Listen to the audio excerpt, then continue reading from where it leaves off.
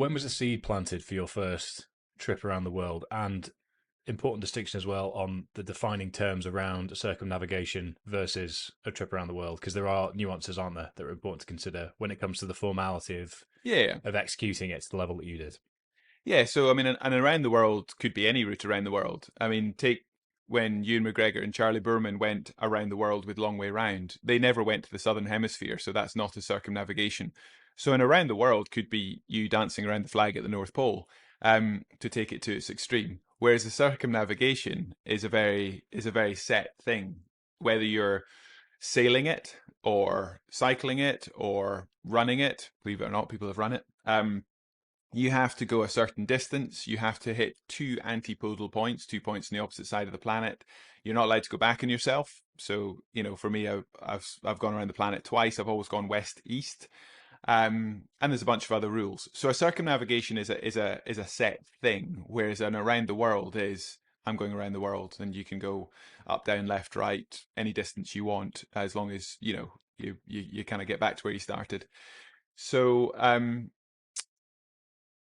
when I think the important thing to say is I didn't have any grand plan. There was no career plan. There was no 5 year plan when I graduated from Glasgow University, with an economics and politics degree. I didn't sit there and go, I'm going to plow my own furrow and I'm going to be a professional adventurer. At that time, I had a decade of amateur expeditions under my belt. I'd, crisscrossed Europe, and I'd been a ski instructor out in Italy, done a lot of time in the mountains. I had this great passion for adventure, but I thought I was going to work in finance. I thought I was going to take my economics degree and, like everyone else in my class, I guess, at university, go and get a graduate placement job, do my CA and work in the city. My want to take a bike ride around the world was simply the thought that if I've only got one chance, why don't I go as big as I could dream? This is not going to be a stepping stone to anything. This is a post university. Let's get it out of my system, and then I can go and do my graduate placement job, whatever that might be. So I thought, well, if I've only got one chance, let's cycle around the world.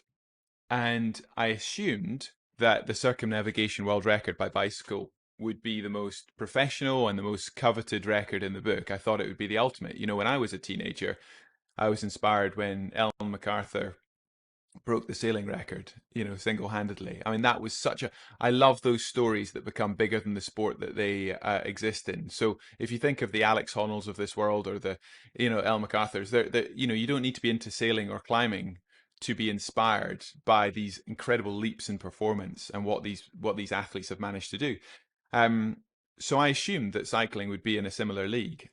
And so when I started to research as a fourth year student at Glasgow Uni what the record was, I was amazed to find that the record stood at 276 days to get around planet Earth. It's an 18,000 mile route, so 27,000 kilometers. And even though the longest ride I'd done at that point was about 3,000 miles, I looked at that and I thought, why is that not being done properly? Why is it so slow? I mean, I know it's slightly unkind to everyone who's ever gone for the record before, but that's very slow, very slow. I mean, to give some context to this for listeners who are new to the idea of cycling around planet Earth, the record to get around the planet now is 78 days, 14 hours and 40 minutes. So we're talking 100 and like nearly 200 days quicker than when I first spotted it. So I wasn't sitting there as a 22-year-old kid going, I am the best qualified, strongest bike rider on the planet, the most qualified person to go for this ultimate of ultra endurance records. It was more of a feat of enterprise. It was more a case of, why has nobody done this properly? This is insane. Like, I could pick up a Guinness World Record here without even, having a coach or having trained before. Like, it was more a case of, what an opportunity. I mean, you couldn't do that now. Now, don't get me wrong, I did have experience, but it was still a massive step up to go, I'm going to graduate and go on an 18,000 mile race around the planet on my own, unsupported. I mean, I look back now and I was wonderfully wide eyed and naive. But, it was there for the taking. And my simple plan was to ride 100 miles a day, a century a day. And, you could do that. Lots of people could ride 100 miles a day.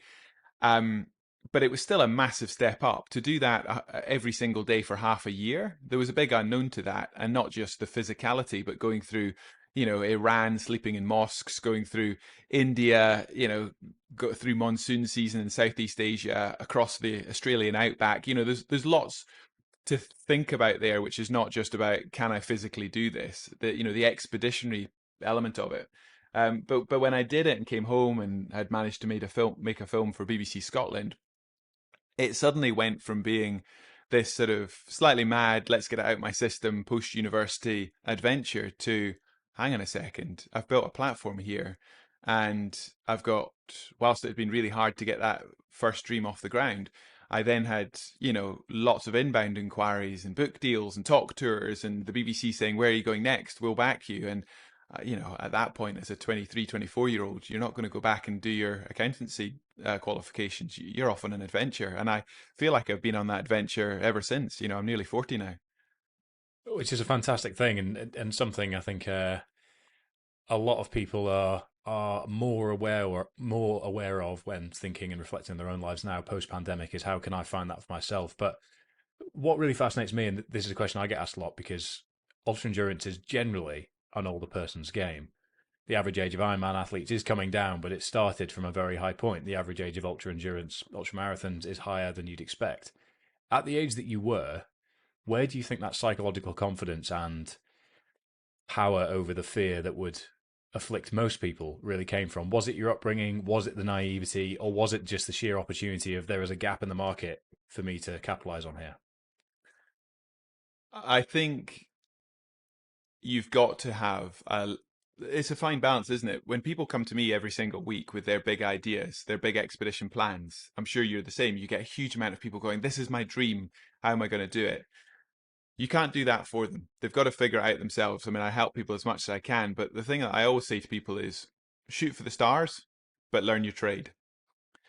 And I think that second bit is missed often. If you want to climb Everest, row the Atlantic, cycle around the world, I'm never going to say don't do it. But I also know that 1 in 10 will actually get to the start line. You need to be better at not just not just the sport, but everything else. Athletes have a massive familiarity bias, which means all we want to do is train, physically train and be physically able for the task. But if you're going to build a business, and if you're going to build a lifestyle around major races or major projects, you need to be thinking about and good at so much else: logistics, finance, communication, the team around you, and more. So for an athlete to be able to have that awareness of what else it takes to be successful and to plan that like you would any other business, I say for some athletes, they just want to hit the gym, get strong, talk about their FTP, and that's enough. Well, guess what? I'm still not the world's best bike rider. I'm not the best bike rider in Edinburgh, and but the reason I've had the ability over the last 20 years to consistently break world records and create these leaps in performance is because I've got a great team around me, and because I've got a really good awareness of what else it takes other than physical training to be able to take on these things. And I think that sort of holistic approach to it is pretty important. But to go back to the first project, yeah, there was wonderful naivety.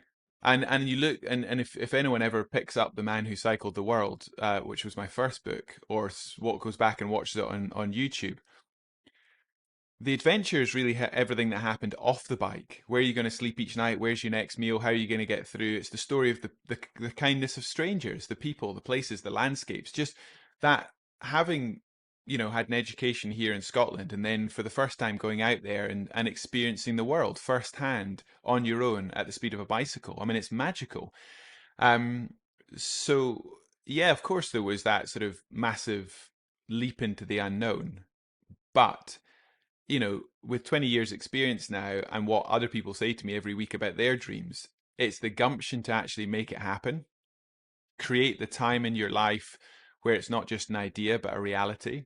To back yourself when other people won't, to find good people around you who believe in you, and to put timelines around these things so they actually get done. And I think the credibility part, as I say, is taking the skill set, which might be your physical competence or whatever else it is, and actually applying it to something truly difficult. And, a lot of people in life will only take on things which they know they can do. And it's sort of self-protection. It's we want to know we can do it before we do it because we don't want to fail. But if you're in the game of creating leaps in performance, if you're trying to do world first and world fastest, then you've got to get comfortable with a space where you've got the component skill set, you know what it takes, and it's certainly not pie in the sky what you're trying to do. But when it comes to the actual endeavor, you're making history. You're going into the unknown. You're doing something which has not been done before. You're writing a script which, nobody else has done before. And people, for whatever reasons, will tell you it's impossible, mainly because they look at the status quo and say, well, there's no reference point for what you're trying to say. And if I could replay the hundreds, if not thousands, of conversations I've had over the last 20 years, not just with people I don't know, like would-be sponsors and media, but my close friends and family, the people who actually care about me the most. But because they care about me, they're worried that, they don't want me to fail, and they want me to play it safe, and they want me to. And so even doubt even creeps in from, your parents, your partner, your best friends, and it's having an ecosystem around you and a belief system where you can take all that in, but you can stand on your own 2 feet, and you can say, this is what I believe is possible and how I'm going to do it on what timeline. And I think that's the hardest bit, because people always get hung up on what their skill sets are, their physical competence or whatever else. But, if I go back to that first cycle around the world, it was having the gumption to back myself and just get out there and do it. And I mean, there's quite a few times in my life where I've had an idea, I've rationalized why it's possible, and then I've just gone for it. And then you quite often then need to sort of slightly build the plane as you fly it and build a great team around you to make that possible. But if all you're ever doing is sort of looking over your shoulder and saying, well, what did I do last year? Let's beat that. Or what does competition like? Let's beat them. Then that's comparative success. That's just incremental gains. If you're really wanting to shift the dial, if you're really wanting to do something more interesting than that, then you need to have the quiet confidence. And it is a quiet confidence. This is not arrogance. You need to have the quiet confidence to go, right, what's the skill set that I've got? Who else have I got around me? Right, how can we do things differently? How can we fundamentally do things differently? And I've got that sort of childlike glee. I love getting into that space where I'm like, okay, I'm into the unknown. And I can't find a better way to describe that, but it's a lonely place, but it's a thrilling place as well. And I'm not really talking about physical endeavor here. I'm talking about that risk profile to try and do things that have not been done before.